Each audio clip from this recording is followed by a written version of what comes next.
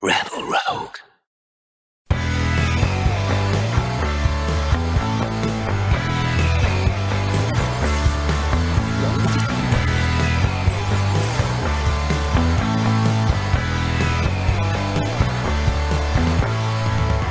Welcome to another Rebel Rogue painting tutorial.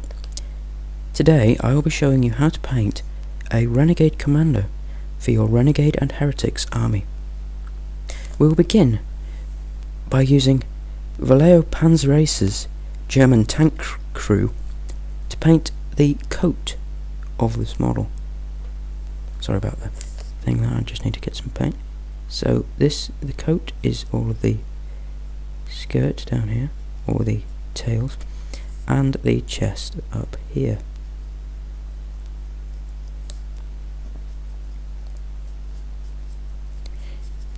I will finish this off and see you for the next step. We now want to paint the trousers in Vallejo model colour, German Field Grey World War II. Trousers being just here, underneath the edge of the coat. This should give it a military feel, along with the grey and the military feel of the green trousers. I'll finish this off and get back for the next step. We now want to paint all of the armour panels in Vallejo model colour black green. These are the arm panels include the shoulder pads and the shin pads. I'll finish this off and be right back. Next, using Vallejo model colour Luftwaffe uniform World War II, we will paint the cap of our miniature, our Renegade Commander. This will give it a lovely grey-blue look, which will suit the aesthetic I'm looking for with my Renegades. My pot hasn't been opened for quite a while. I haven't used it for a while, so it is a bit runny still. I'll finish this off and be right back. Now, using Vallejo model colour Flat Earth, we'll paint all the belts and straps on the model. So if I can keep the focus.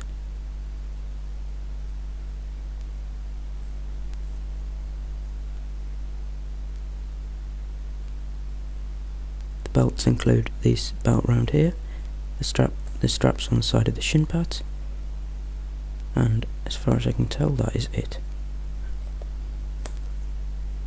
I'll finish them off and be back for the next step. We now want to paint all of our metal details, well, most of them, in Vallejo game colour chainmail silver. Metal details include the belt buckle, the rear half of the plasma pistol, and anything else you wish to paint in this colour. I may well paint one of the medals. So this is the belt buckle. This will give it a really strong colour, but we will be washing this down.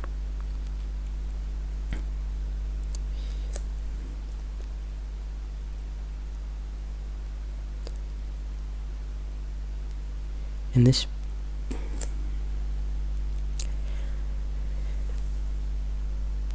if you have not already noticed, this video is merely a tutorial on how to paint this to a battle-ready standard or a tabletop standard, and not a detailed painting guide, as I do not have time in the day to do a detailed painting guide. It takes ages and then is several hours long. I'll finish these off and be back with the next step. As it will be a focal point of the model, I will be doing a more detailed face on this model. So to base it, we're going to use Vallejo model colour Ochre Brown. Sorry about the sudden change in light. This may, depending on My paint personally doesn't cover very well. Yours might, I don't know. But maybe put a couple of coats on. It works as a really nice base for the paints we will be using. Don't forget to base coat the hands and neck also. I'll do this and be back, possibly when I put 2 coats on, possibly not. After putting a piece of card behind my figure to improve focus, we're going to base coat the medals and plasma cannon tip using Vallejo Game Colour Bright Bronze. I'm not quite prepared. Right, bright bronze. Grab my brush.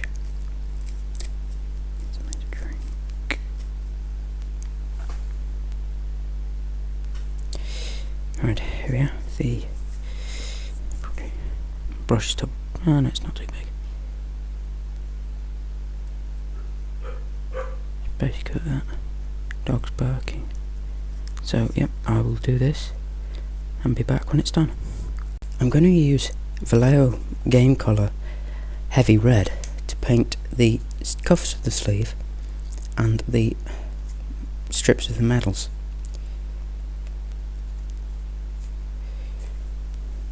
I'm going to use a smaller brush for this. I'm also going to base coat the plasma coil. I'm going to be using a smaller brush for this, as it is some pretty fine detail work. I'll find the paint. I realised going through these clips, some of them are different ways up to others, so I'm probably going to have quite a chore doing them. Right.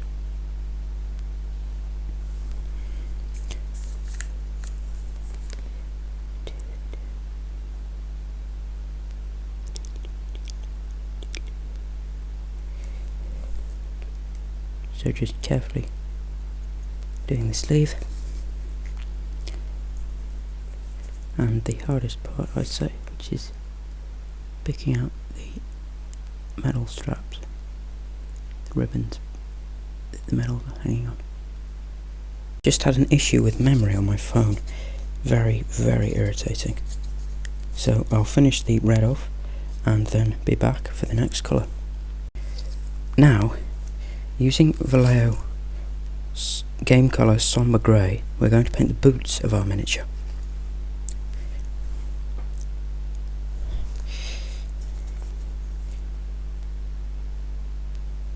I'll come back when I've done this and we can move on. Probably move on. No, we can't. I'll come back when I've done this for the next step. The skull on top of the cane in Vallejo Game Colour Bone White.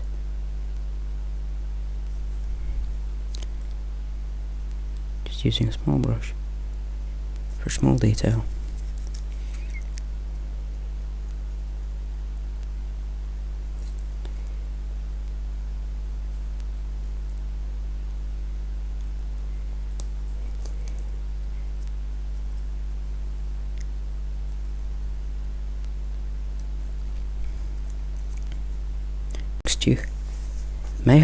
The keen-eyed amongst you may have noticed that I've painted the red trim on all of the uniform. This is a more advanced step that you can complete if you wish. We're now going to paint the cane itself in Vallejo Model Colour Mahogany Brown. This should give a nice wooden brown look.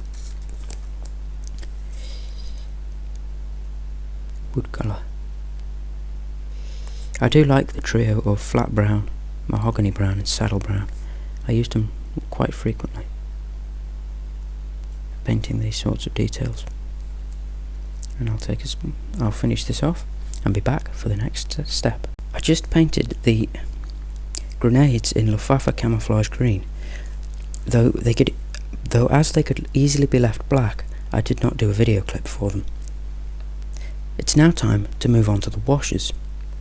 For this wash, we're going to be predominantly using Vallejo Game Ink Black and probably Citadel's Agrax Earthshade, as both are very nice tones to use.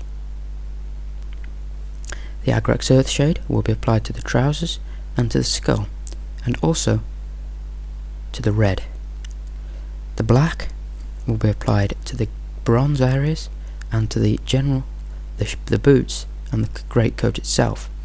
Agrax Earthshade will also be applied to the stick, to the belts and to the leather. And if you've painted the grenades green, to the grenades. The armour panels will be left black green. We're going to begin with the Vallejo Game Ink Black, thinned down with a little water to turn it into more of a wash than an ink. This will be going, as I said, on the coat, boots and other parts you want to be shaded black. Oops.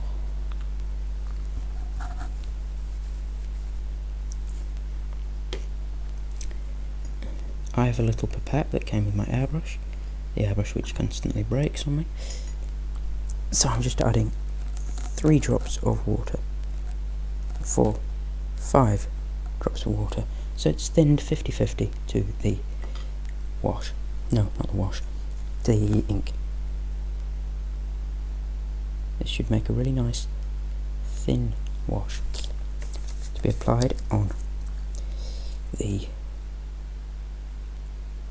coat, boots, cap and skull.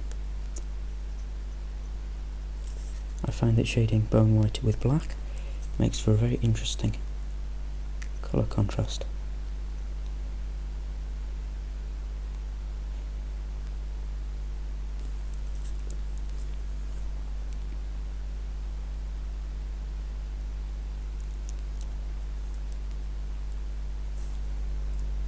I will finish these washes off and come back when it's done. We're now going to use the Agrax Earthshade wash from Citadel to wash the trousers reds, some of the reds at least that haven't already been caught with black, the leathers, the grenades if you've painted them green, and the stick. Do not under any circumstances wash the face, as we have already applied a shade to it. The base coat we've applied will be working as our recess shade. So, getting our pot of Agrax Earthshade, which does deplete quickly depending on what you're using it for, washing our brush in our newly fresh changed water. Do make sure, if you're using metallics, to clean your water regularly, as if you don't, it can then subsequently get inside your wash, because I don't usually put this on a palette, so just not waste it. So this will be going on the trousers, belts and other such areas. I'll do that and be back for the extra highlights. We're now going to highlight all the skin and flesh areas using Vallejo model colour Tan Yellow. This may seem an odd choice, but it works really well if a final highlight is applied using dark flesh, but I'm not doing that in this video as that would be taking it above tabletop standard. So we're just highlighting all of the raised edges of the flesh on the face and hands.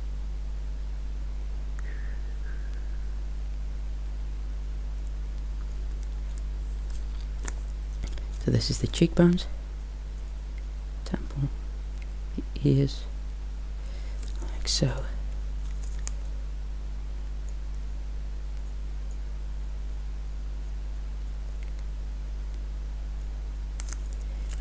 Like so. And then we want to carefully pick out each, using a fine brush, each of the fingers.